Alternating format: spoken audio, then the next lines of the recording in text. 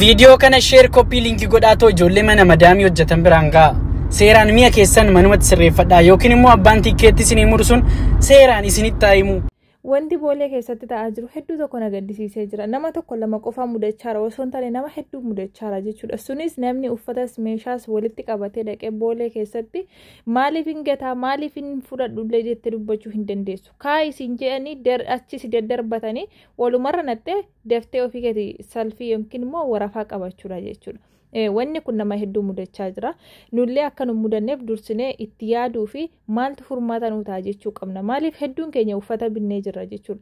Uffata kana immoo fudhannee gallee biyyatti uffanna. Boruu nu fayyadaaf binnee malee asii kisaaraa maallaqa isaa ofirraa hin ka'anne asii uffata keenya fudhannee galle giddu gidduutti sammuun keenya nu jeeqama jechuudha. Kanaaf hordoftoota kiyyaa ashama akkam jirtu nagaan daganne isiniin jecha namoonni hedduun kasaraa jira boolee keessatti meeshaa akkamii fudhannee gallaa meeshaa akkamiitu darbuuf qaba darbuu hin qabullee osoo adda hin beekin wanta hin barbaachifneef kan shaanxaatti guurrattanii akkasitti kisaaraa jirtan meeqa jirtu jechuudha. Tokko farratti hordoftoota kiyya meeshaan boolee keessatti darbuu hin dandeenye maaliif nama tokko namoota meeshaa maalummaa isaa adda hin beekne fudhatanii dhaqanii achi keessatti ka'anii jaraaf bu'aa ta'anii darbaarantu jiru jechuudha. Jarri fudhatanii gurguratu meeshaa aaraa taanaan fudhatanii ofii isaaniitti gurguratu jechuudha. Warra boolee keessa hojjetu sanaaf bu'aa guddoo ta'aa jira jechuudha haala kanaan. Maaliif amma meeshaa isin argitan shaanxaan uffanni kun haala kanaan yeroo gatamu namoonni achi keessa hojjetanii uffanni kun haaraadha waan ta'eef gurgurachuu danda'u itti fayyadamuu danda'u jechuudha. So kanaaf maal fudhannee galaa jedhu wanta jedhuu fi fakkeenyaaf amma boolee keessatti meeshaan hin darbine jiraayii wanta jedhu jira. Meeshaan hin darbine jira akkamitti darbuu danda'a akkamitti immoo hin darbine wanta jedhus wajjin laalla jechuudha. Fakkeenyaaf wantoota akka ani yeroo dhiyoo tokko wayii galeen ture jechuudha. Ani alhamdulillah waa hedduun nan mudanne garuu ijoolleen erga naqee ayyarii keessatti wal argine dhufanii ijoolleen ayyarii keessatti wal argine hedduun isaanii imimmaan buusanii ba'u jechuudha. Meeshaan akkam jaalladhuun gatee dhufe meeshaan birrii qaaliin bitiin gatee dhufe way inni ba'u wallahi kan garaa na nyaatanii jechuudha. Maaliif wanti kuni nama gizee lama sadii boolee keessa deddeemee hin beekne ammallee ganaa mudata jechuudha. Deemteef illee miti wanta duraan fuuteen galle amma fudhattee yoo kan galuuf karoorsitu taate dursitee itti yaaduu qabda jechuudha. Achi keessatti waan jaraaf kisaaraa taatu hin qabdu jechuudha. Fakkeenyaaf meeshaa akkamiitu si duukaa darbuu hin danda'u yeroo boolee keessa darbitu bilbila lama yookiin sadii bilbila sadii aga sadii fudhattee darbuu dandeessa jechuudha boolee keessatti. Garuu wantoota akka birciqoo aaduu wantoota akka gizaaza ta'an jechuudha. Gizaazota wanta meeshaa mana keessaaf barbaachisan cirfaa minaamini kana jechuudha wanta akkasii sin dabarsiisan jechuudha. Distii minaamini kana xiqqaallee haa taatu guddoo maashinii wanta akkasii kana baattee darbuu hin dandeessu jechuudha. Maaliif ayyarii keessatti hin eeyyamamu. Garuu akkam gochuu qabna yoo kan kaargoo godhannu taane kaargoon shaanxaa guddaa waan feete ergachuu dandeessa. Tokkoffaa kaargoo godhachuudha. Kaargoo godhachuu dhiisuu keessallee garaagarummaa fi miidhaa guddoo jira hordoftoota kiyya.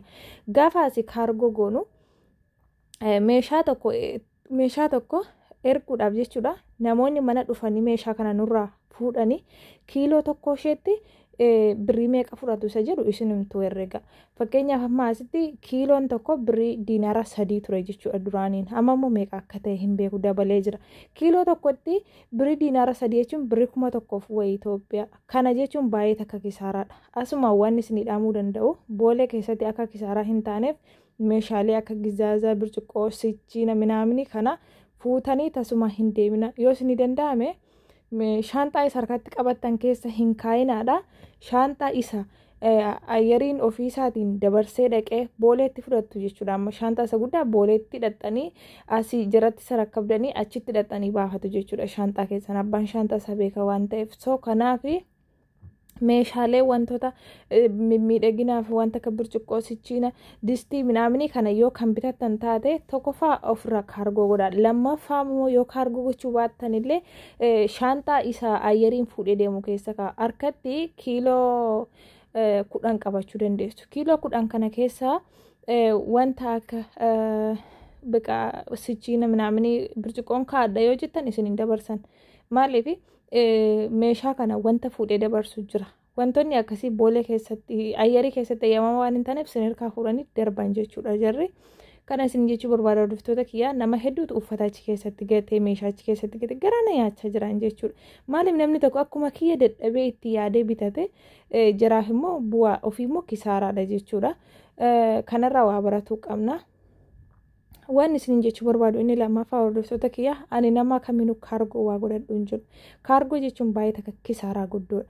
Achitti meeshaa kana baastee manaan ga'uuf birrii meeqa kaffalta? Asii immoo kiiloo tokko isheetti kaffaltee jechuudha. Kiiloo tokko itti kaffaluu jechuun baay'ee takka kisaaraadha. So kanaaf waan isin jechuu barbaadu yoo isinii danda'ame jedhe uffata keessan asii bitadhaa. Uffata bitattanii boolee keessatti yoo amma eeyyamame ol kan fudhatan taate kiiloo tokkotti yoo Dubaayii taate haga diraama 30 kaffaluu dandeessu jechuudha. Baareenii keessa yoo taate haga diinaara 3 kaffaluu dandeessu jechuudha kiiloo tokkotti jechuudha. Indumtiyyuu hunduu carraan argatu hunduu kaffalee dabarfachuu hin danda'u. Carraan jiru inni guddaan achuma keessatti gatanii galuudha jechuudha. Yoo isinii danda'ame jedhe uffata keessan kiiloo 47 haga kana ayyariin isinii dabarsuu danda'a. Kiiloo 10 shaantaa kiiloo 10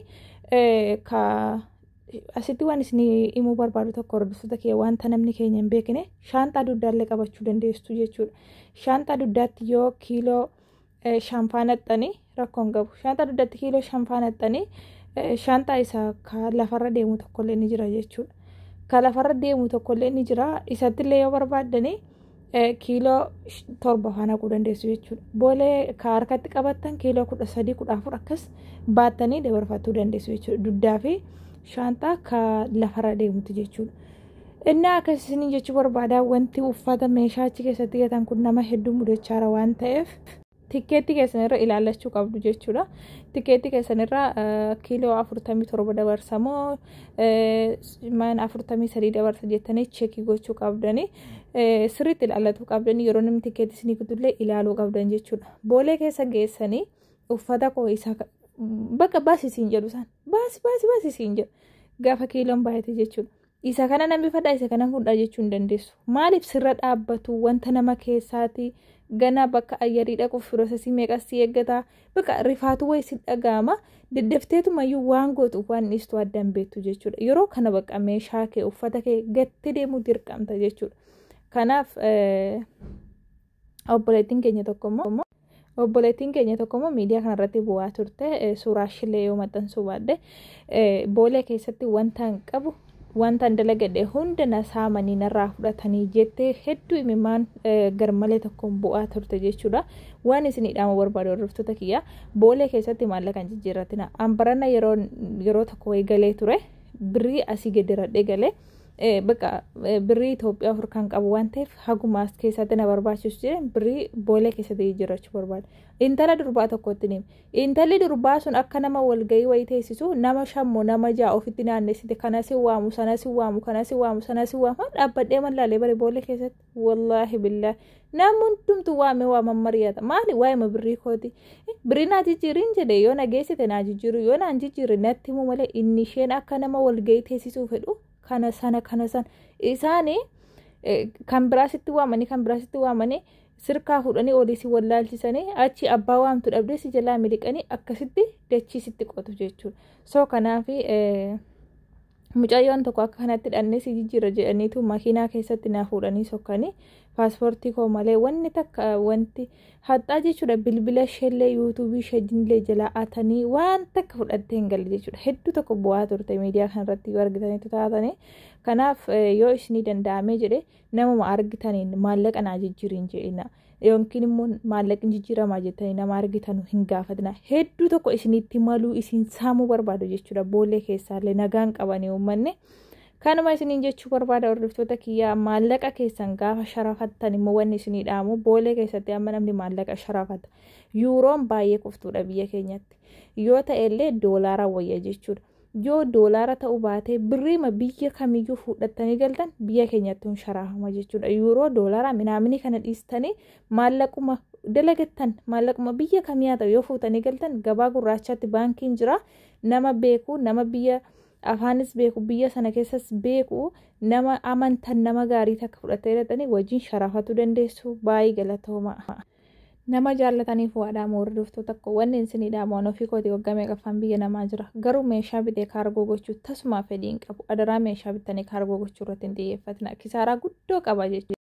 Meeshaa biyya namaarraa bitanii kaargoo gochuun kisaaraa guddoo qaba. Abbaan fudhatuus danda'a dhiisuus danda'a. Garuu amma nama jaallataa waan beekan namaa dhaamanii anoofi kiyyaa waggaa meeqa biyya namaa jira. Garuu guyyaa takka meeshaa kaargoo gochuuf fedhiin qabullee hin godhullee jechuudha. Sababiin isaa yoo isinii danda'ame biyya keessatti nama waa'ee meeshaa biyya rabaa beeku nama biyya rabaa turee gale nama saayiba keessanii fira keessanii yookiin nama beektan tokko jechuudha. Maallaqa kaffalaa fi mana meeshaa sana dhaqee viidiyoo isinii bilbilee isinitti agarsiisa.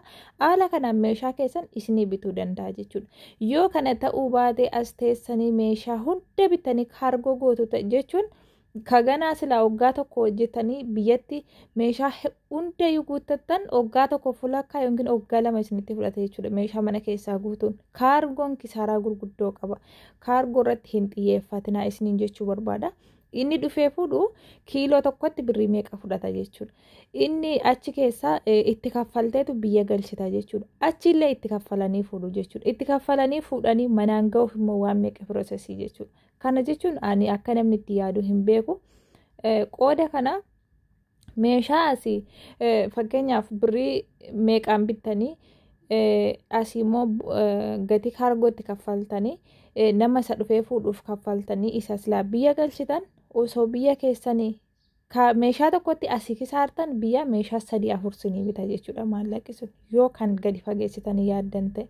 So kanaaf nama biyya keessa jiru meeshaan biyya namaa biyya keenyas ni jira. Uffatas ta'u meeshaa wallahi kan biyya keenya caala jechuudha. Maaliif uffanni mimmiidhagaan biyya keenya jira irra hedduu